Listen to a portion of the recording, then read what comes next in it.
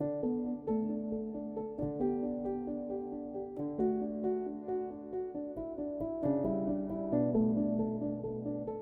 really actually wasn't a first symposium.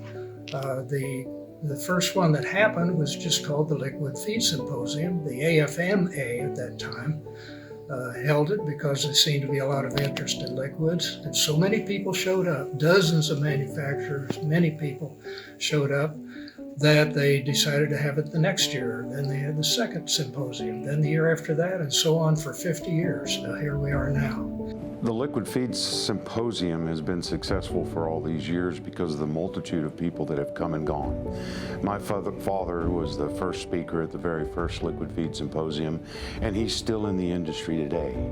50 years later, still offers value to the industry itself, but to young people that are coming in through mentorship and so on and so forth. And so when you come here, you experience something that's bigger than yourself, and you experience an industry that has survived for many, many years and thrived during that time.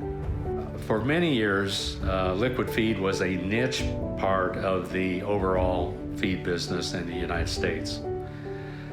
Through the Liquid Feed Symposium, we learned about various applications in terms of equipment, nutrition, feeding programs, and the support mechanism for the industry. And through that, the liquid feed has become a significant part of the overall animal feed business within the U.S.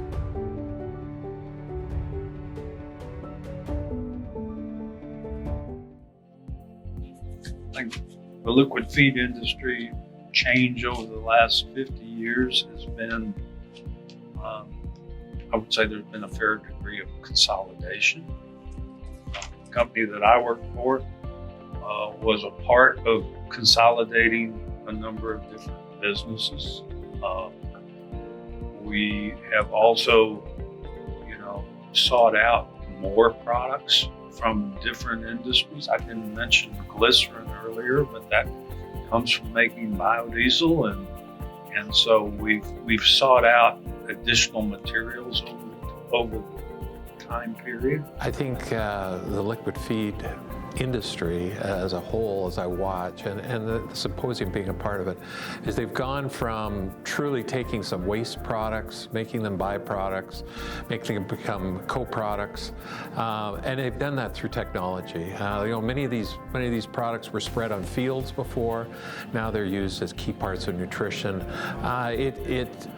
All those pieces, but it's the technology of how we put those things together, how we're able to utilize them as nutrient sources, and how we can actually spread open to go from just providing some nutrients to actually being carriers for many other nutrients beyond just the straight protein and energy. It's important to mention a gentleman that I never knew.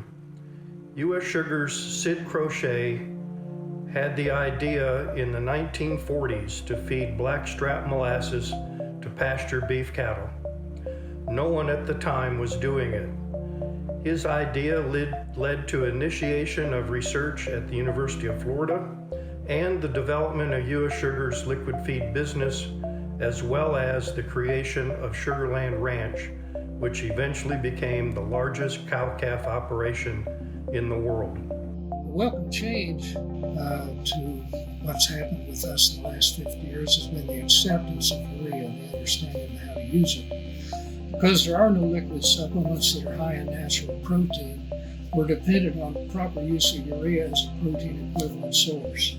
Early in the development of the liquid feed industry, urea toxicity was a very popular diagnosis. Improved liquid formulation, promotion of good feeding and management, and better education on the role of NPN in rumen diets has gotten us past all that.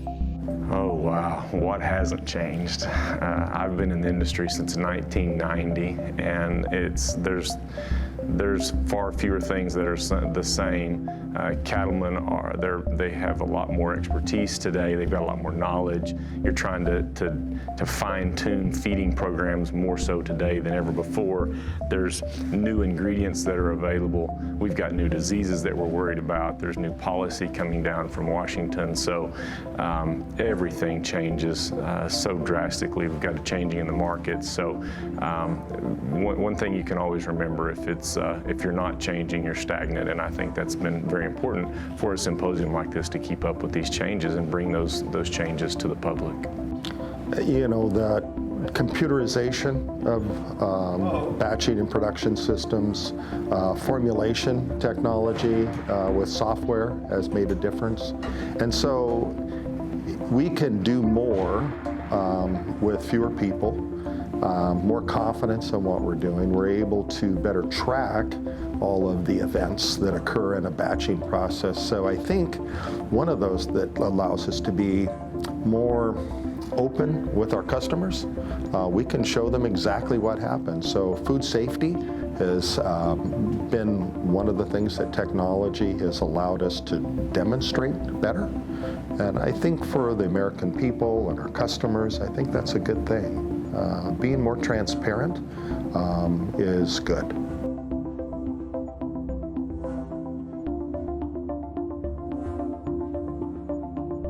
You know, wow, 50 years is, to me, it's a tremendous benchmark. Obviously, you know, I haven't quite hit the half-century mark yet either, so I can only speak to, a small portion of that.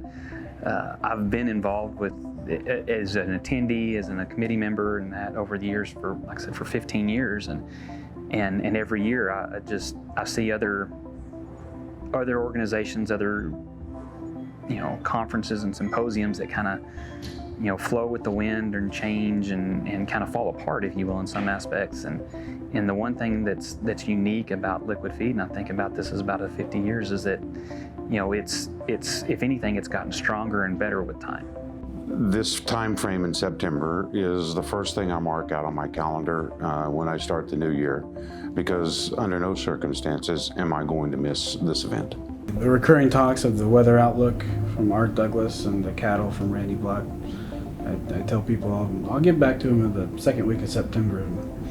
Well, maybe I can feel better about what's going to happen this winter. And it's really important to attend events like this. Not only you're able to listen to some really good speakers about public policy and about new things, new legislation coming, also listen to what's going on in foreign markets, things that are really pertinent to our industry. But it's also a good opportunity to learn new people that are coming into our industry, reconnect with old colleagues, get to meet new people. It's just a time to come together, get a lot of information, and rekindle some old friendships. The one thing that really makes the symposium and being part of this industry stick out is the people in it. You'll find that many of the folks here have spent their entire careers in this segment of the industry, and there are a lot of relationships that go back a very long time. And we come together every year to share interests and also to share history, to share relationships, and that's really the key thing, I think, that the meetings build on, that brings everybody back every year.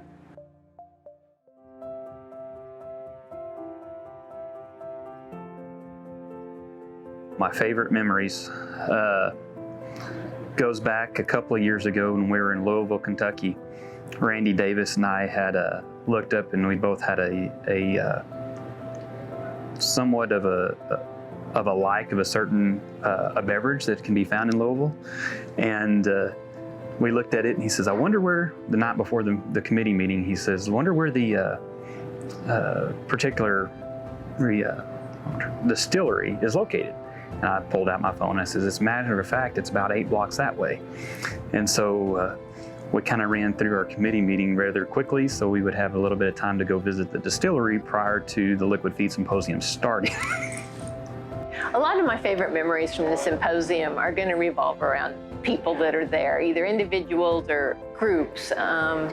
Most of us can think back on some of those nights that are just worth remembering, where you were out and you talked business, but you were building friendships as well. Certainly the celebrations where we recognize the Hall of Fame winners and seeing how important that is, and hearing the contributions some of those people have made is always a highlight.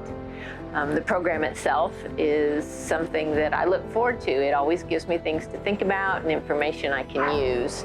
And just the bringing everybody together. My husband often says that I work in a small town, and there's something to that. A lot of us know each other, and it's just great to get together in the same place.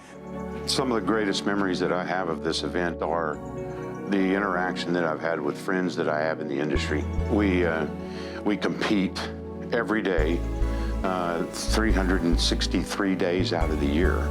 And for 2 days we come here in an attempt to work together to try to grow our industry to a point where we can compete against our major competitor, which is the dry feed industry. We have a tremendous product and a tremendous program that we can provide to producers across the United States, and we work together to try to frame that conversation so that when we all go out, we tell the same message, and while we're competing against each other, we're competing against the best that each one of us has to offer. It's business, but it's fun, and so I look forward to it every year.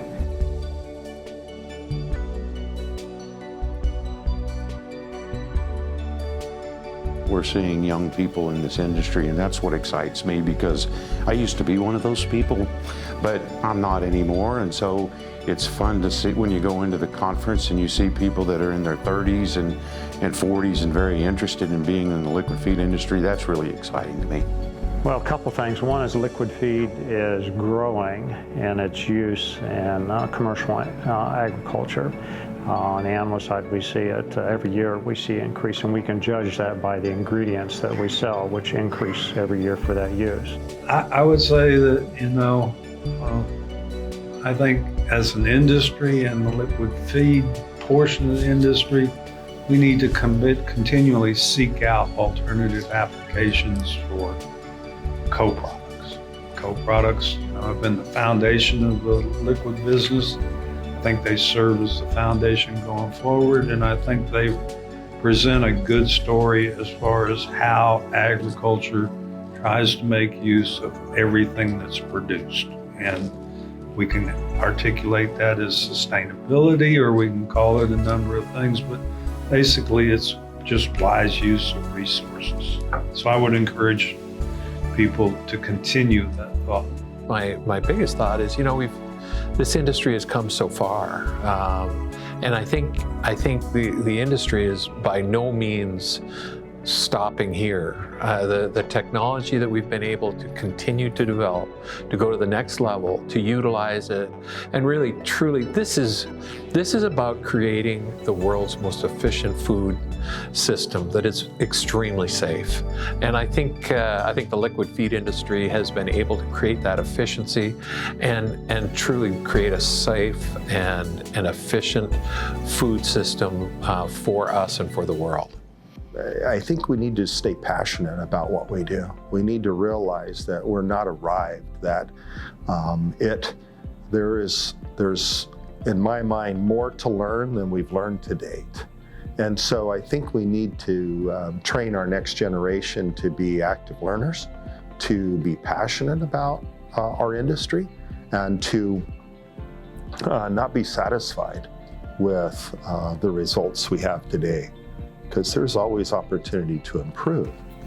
We've got a little saying, whenever I did leave Westway, we formed a consulting group, and then we built a feed plant in Tennessee for Ivan Pettigo, and I brought together some guys that retired from the industry while I was with Westway, Dave Caldwell being one of them, Les Chadwick being another, and we had a little motto that we would have when we'd communicate on emails or text or whatever, and as an acronym, WADY. And that stood for We Ain't Done Yet.